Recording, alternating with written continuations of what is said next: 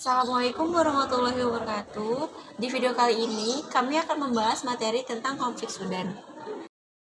Konflik Sudan ini dilatar belakangi oleh adanya perbedaan etnis antara Sudan Utara dengan Sudan Selatan, yang dimana Sudan Utara itu mayoritas penduduknya dari etnis Arab dan pusat pemerintahan Sudan berada di bagian utara. Sedangkan Sudan Selatan ini mayoritas penduduknya dari etnis Negro, dan Sudan Selatan ini lebih tertinggal dibandingkan Sudan Utara. Awal konflik ini diawali oleh kebijakan Presiden Nimori pada tahun 1983 yang mengumumkan tentang berlakunya hukum Islam di negara Sudan. Yang kedua, Sudan People Liberation Army atau SPLA yang dipimpin oleh John Garang Namabior menolak keputusan tersebut. Yang ketiga, perundingan yang dilakukan tidak berhasil. Yang keempat, terjadinya pertempuran antara pasukan pemerintah Sudan dengan SPLA. Yang kelima, muncul kelompok lain yakni National Democratic Alliance atau NDA di Sudan Timur yang juga anti pemerintah. Yang keenam, 2005 diadakannya perjanjian damai di Nairobi, Kenya. Kronologi konflik Sudan. Adapun kronologi dalam jurnal Krisis di Sudan, perjuangan rakyat Sudan Selatan menuntut kemerdekaan tahun 1965 sampai 2011, karya Muhaiminiyah. Perang saudara pertama di Sudan berawal dari perjanjian Mesir di Sudan pada abad ke-19 Masehi. Dan perjanjian ini, masyarakat Sudan yang berkulit hitam sering dijadikan sebagai budak oleh warga Arab. Hal tersebut menyebabkan kesenjangan sosial dan politik antara warga Arab dan kelompok kulit hitam di Sudan. Pada masa transisi pemerintahan pasca kemerdekaan, Partai Politik Sudan Utara mampu memenangkan pemilihan Parlemen Republik Sudan. Pemerintahan Sudan Utara cenderung bersifat diskriminatif terhadap masyarakat Sudan Selatan. Hal ini menimbulkan gerakan perlawanan bersenjata di kawasan Sudan Selatan. Sudan terdiri dari dua etnis yang berbeda yang rawan menjadi pemicu konflik sipil. Di Sudan bagian utara, mayoritas penduduknya berasal dari etnis Arab dengan mata pencaharian yang beragam meliputi pegawai, nelayan, petani, dan lain sebagainya yang mendukung perkembangan. Sedangkan di Sudan bagian selatan terdiri dari mayoritas etnis Afrika atau Negro yang bermata pencaharian sebagai petani. Di konflik Sudan ini, tokoh yang terlibat yaitu ada Ghaffar Nimori, Sadiq Al-Mahdi, Umar Al-Bashir, dan John Garang. Biografi dari tokoh-tokoh tersebut. Yang pertama ada Ghaffar Muhammad An-Nimeri, lahir pada tahun 1 Januari 1930 dan wafat pada 30 Mei 2009 pada umur 79 tahun.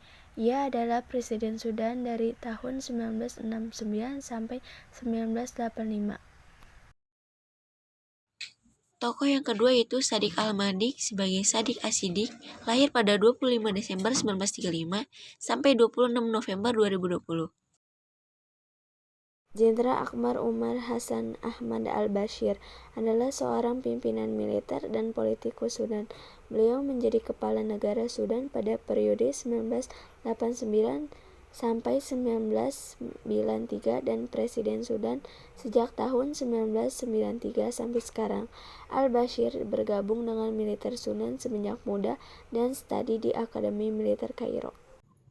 Tokoh yang keempat yaitu John Garang Namabior, lahir pada 23 Juni 1945 dan wafat pada tanggal 30 Juli 2005. Ia memimpin Tentara Pembebasan Rakyat Sudan atau SPLA selama Perang Saudara Sudan Kedua, dan setelah Perjanjian Damai 2005, ia menjabat Wakil Presiden pertama Sudan sejak 2005. Hingga ia meninggal pada suatu kecelakaan helikopter pada Juli 2005. Dia berasal dari etnis Dinka dan lahir dalam sebuah keluarga miskin di kampung Wagulei.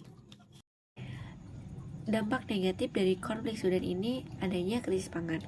Akibat konflik sipil yang terjadi sejak Desember 2013 lalu, sejumlah aktivitas panen terhenti. Sementara itu, inflasi mencapai 800% pada tahun lalu, menyebabkan harga impor pangan tak terjangkau. Menurut Arwai, dampak peran sipil dan inflasi yang terus meningkat membuat setidaknya 4,9 juta warga Sudan Selatan berisiko terjangkit kelaparan antara Februari hingga April. Jumlah ini akan meningkat menjadi 5,5 juta pada Juli mendatang. PBB menilai suatu wilayah dapat dikategorikan terancam wabah kelaparan ketika setidaknya 20% rumah tangga mengalami kekurangan pangan ekstrim.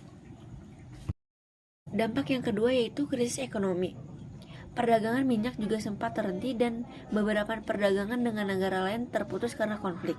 Daerah perbatasan untuk masuknya jalur perdagangan sempat kacau, namun aspek yang paling berdampak salah satunya inflasi besar-besaran pun terjadi, menyebabkan harga impor pangan tidak terjangkau dan harga kebutuhan pokok melambung. Hal tersebut disebabkan karena adanya gangguan masa penanaman dan panen sebagai akibat dari konflik.